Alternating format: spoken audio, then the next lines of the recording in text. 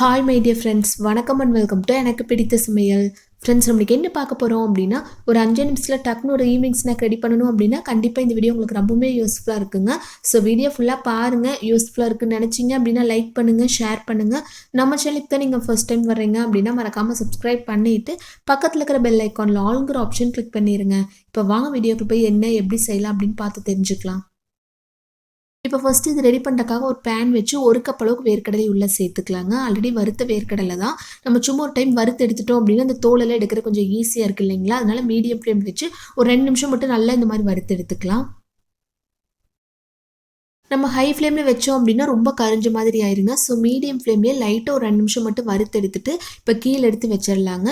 நல்லா ஆறுனதுக்கப்புறம் இந்த தோலெல்லாம் நம்ம இந்த மாதிரி க்ளீன் பண்ணி எடுத்துக்கலாம். இதே மாதிரி ஃபுல்லாக க்ளீன் பண்ணி எடுத்துட்டு நான் உங்ககிட்ட காமிக்கிறேன் பாருங்கள். இப்போ நெக்ஸ்ட் ஒரு பேன் வச்சு கொஞ்சமாக எண்ணெய் சேர்த்துக்கலாங்க. எண்ணெய் பாருங்கள், இந்த அளவுக்கு சேர்த்துட்டிங்க அப்படின்னா கரெக்டாக இருக்கும். இது நல்லா சூடானதுக்கப்புறம் கொஞ்சமாக கருவேப்பிலை உள்ளே சேர்த்துக்கலாம். கருவேப்பிலை உள்ளே சேர்த்ததுக்கப்புறம் லைட்டாக இந்த மாதிரி வதக்கி விட்டுறலாங்க.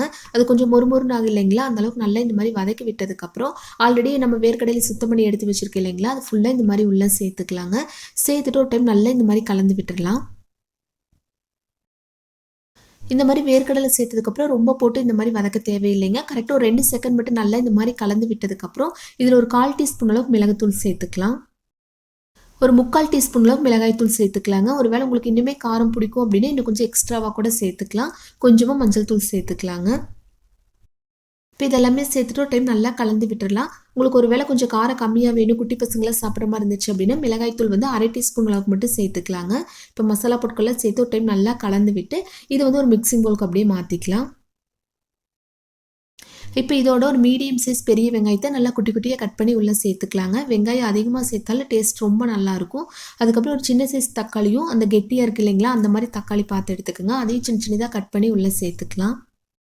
இப்போ இதுக்கு தேவையான அளவு உப்பு சேர்த்துக்கலாங்க. உப்பு கொஞ்சம் கம்மியாகவே சேர்த்துக்கலாம். நல்லா கலந்து எடுத்துகிட்டு பத்தல அப்படின்னா இன்னும் கொஞ்சம் கூட சேர்த்துக்கலாம்.